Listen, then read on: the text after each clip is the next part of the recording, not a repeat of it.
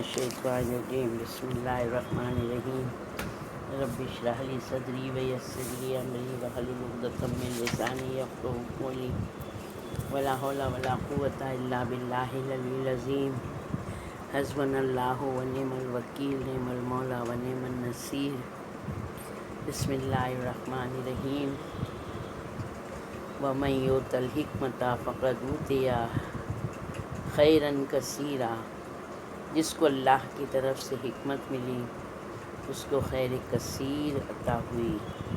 یقیناً پروردگار جس کو چاہتا ہے وہ اس منصب پر اس کو مقرر کرتا ہے، اور اللہ جسے مقرر کر دے، اللہ جسے بلند کر دے، اسے کوئی پست نہیں کر سکتا۔ اللہ کے وسیع و جانشین تمام لوگوں سے افضل، رسول اللہ کی حدیث ہے، علی میرے بعد افضل الناس ہیں۔ علی علیہ السلام کے بعد ان کے بیٹوں میں یہ امامت آئی کہ جس طرح سے نویں امام کے وقت میں کس طرح لوگوں نے امام کی کم عمری کی بنا پر ان کی امامت پر شک کیا، مگر جن کو اللہ نے چاہا کہ ان کو ہدایت مل جائے انہوں نے امام سے ہدایت لے لی، اپنے شک کو دور کر دیا۔ اسی طرح سے جو یحییٰ بن اقسم تھا، تو یہ ایک مرتبہ کہتا ہے کہ میں قبر رسول پر بیٹھ کر درود و سلام پڑھا تھا کہ اتنے میں امام محمد تقی علیہ السلام وہاں پر آئے، اللہم صلی اللہ علیہ وسلم۔ تو انہوں نے امام سے بہت سارے مسئلے دریافت کیے، بہت سی باتیں کی امام سے۔ آخر میں یحییٰ بن اقسم کہتے ہیں کہ میں آپ سے ایک بات پوچھنے کا چاہتا ہوں لیکن مجھے شرم آتی ہے۔ تو امام نے کہا تم مجھ سے امامت کے متعلق ہی پوچھنا چاہتے ہو؟ تو کہتے ہیں ہاں صحیح ہے۔ تو امام کہتے ہیں میں ہی امام ہوں؟ تو وہ کہتے ہیں کہ آپ کی امامت کی کوئی علامت دکھائے تو میں آپ کی امامت کو تسلیم کر لوں گا۔ تو اس وقت امام کے ہاتھ میں عصا تھا، تو امام کا عصا خود بولا کہ یحییٰ یہی محمد تقی علیہ السلام اس زمانے کے امام ہیں، اللہم صلی اللہ محمد وآل محمد۔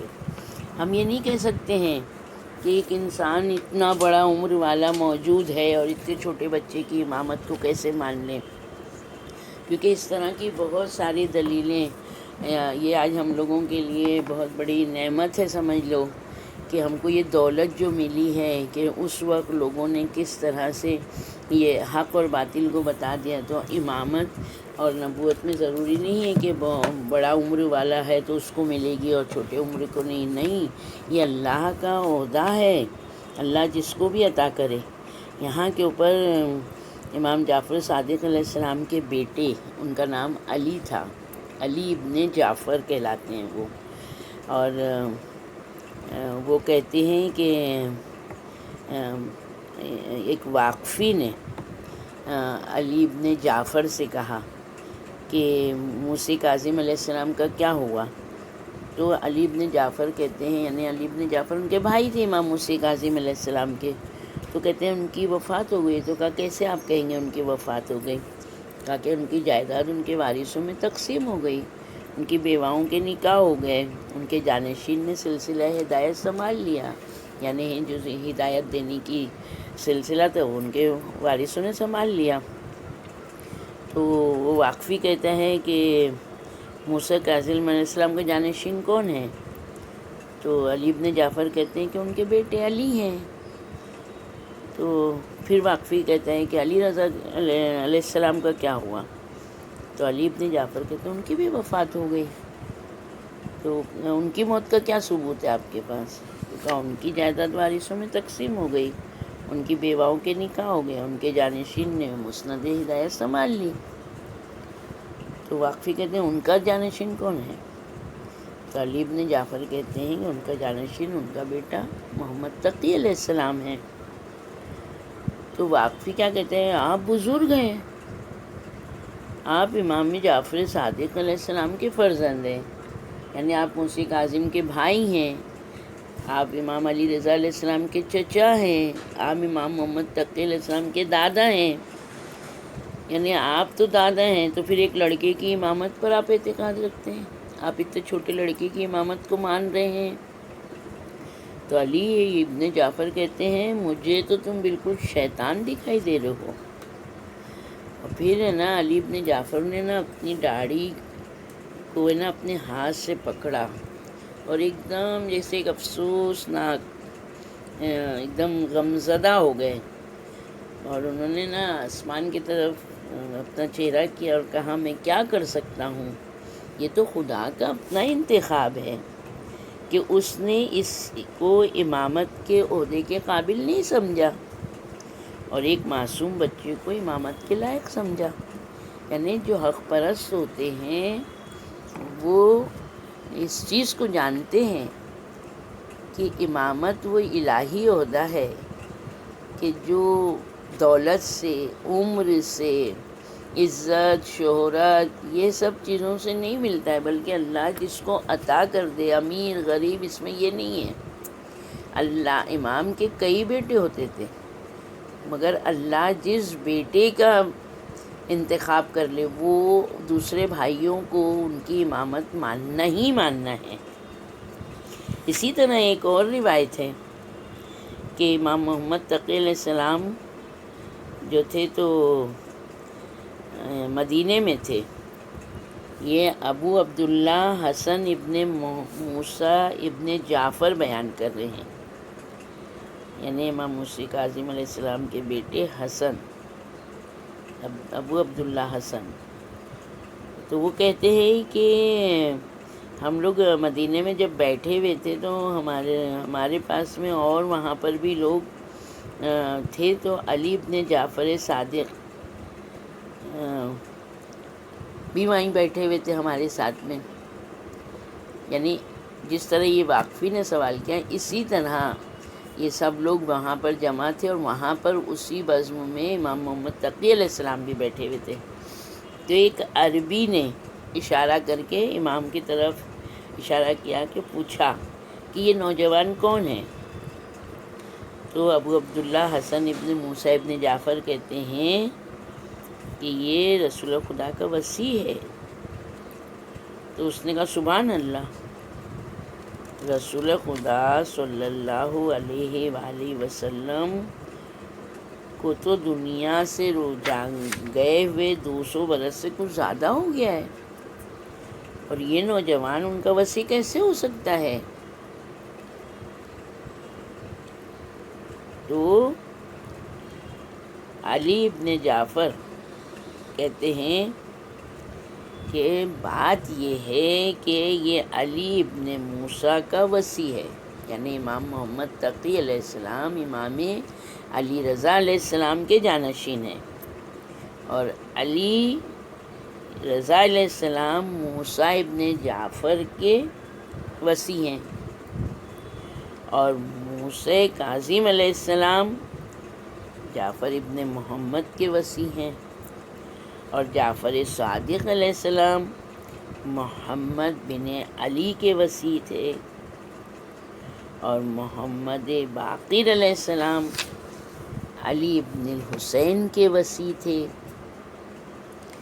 اور علی ابن الحسین یعنی امام سید سجاد علیہ السلام امام حسین علیہ السلام کے وصی تھے، امام حسین علیہ السلام امام حسن علیہ السلام کے وصی تھے، امام حسن علیہ السلام امیر المومنین علی ابن ابی طالب علیہ السلام کے وصی تھے، اور امیر المومنین علیہ السلام حضرت رسول خدا صلی اللہ علیہ وآلہ وسلم کے وصی تھے۔ اللہم صلی علی محمد وآل محمد وعجل فرجہم۔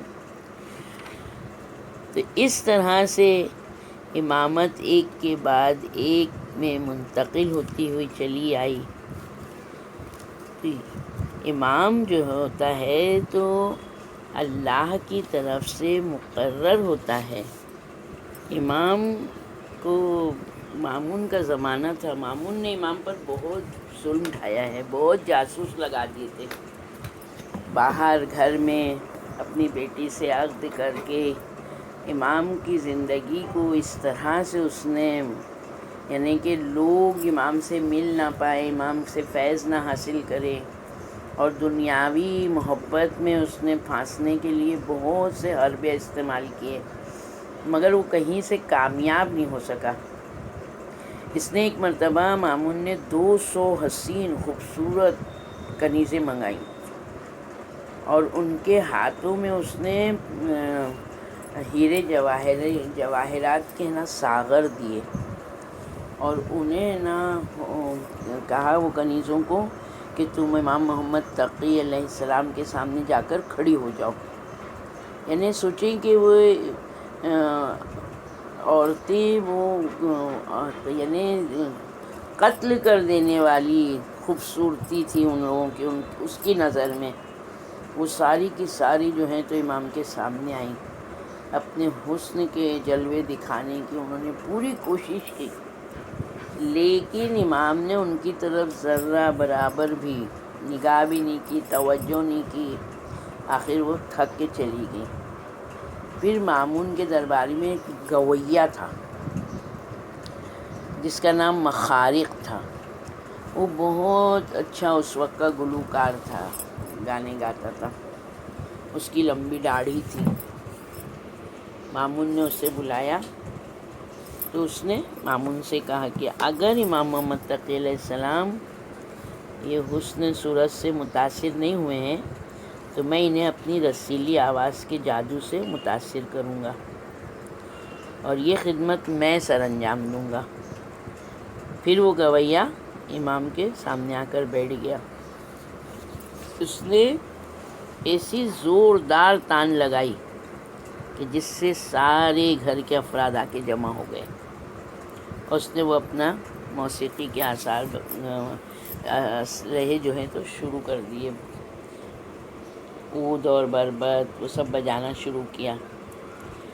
کافی دیر تک بجاتا رہا، مگر امام اپنی گردن جھکائے بیٹھے رہے، اس کی طرف توجہ ہی نہیں کی۔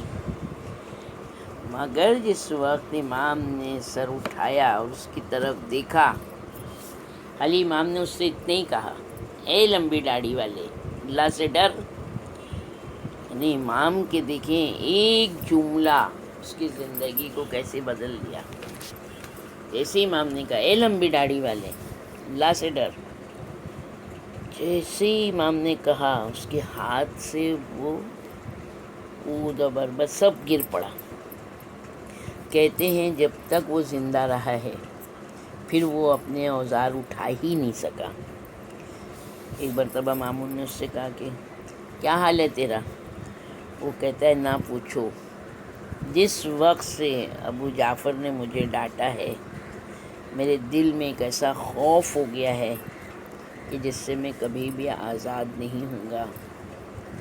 امام جس کے لیے دعا کر دیں وہ سرسبز و شاداب ہو جائے، اور امام جس کے لیے بد دعا کر دیں وہ ہمیشہ کے لیے نیست و نابود ہو جائے۔ امام قدم قدم پر لوگوں کو اپنی امامت پر ثابت رکھنے کے لیے وہ چیزیں دکھاتے تھے کہ ان کے دلوں میں شک نہ رہ جائے امامت کے بارے میں۔